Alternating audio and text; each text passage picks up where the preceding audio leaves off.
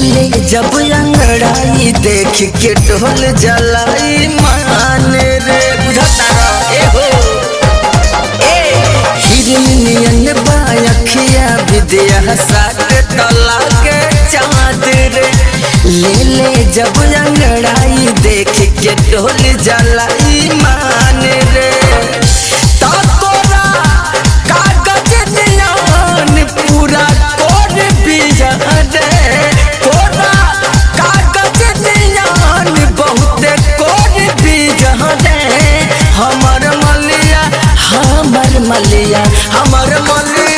गाँव घर में सबसे गोर बीजा रे हमर मलिया गाँव घर में सबसे गोर बीजा रे बुझता रे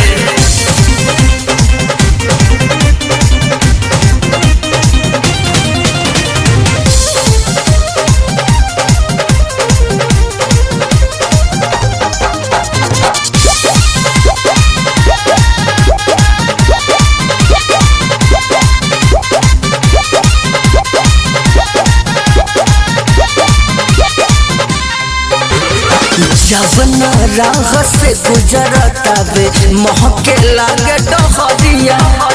ओकरे नाम से चर्चा होला गौआ और सहरिया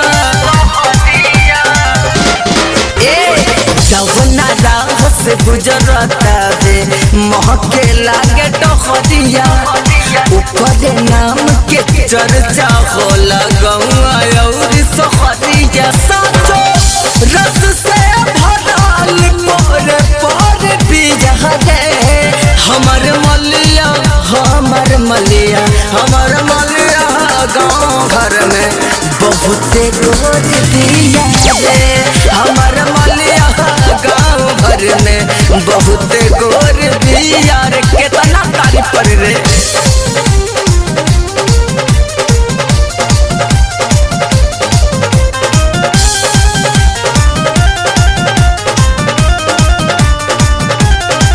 पीछे पड़ल बहुत लोगवा केहू के हाथ न लागल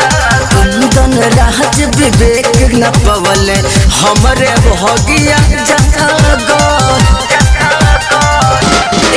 पीछे पड़ल बहुत लोगवा केहू के हाथ न लागल कुंदन राज उपेंद्र न पवल हमरो भगिया जागल हमारा जिनके नया जोड़ बीजा रे हमर मलिया गाँव घर में सबसे गोर दिया रे हमर मलिया गाँव घर में सबसे गोर बीजा रे कितना तारीफ करी तोहन लोग के।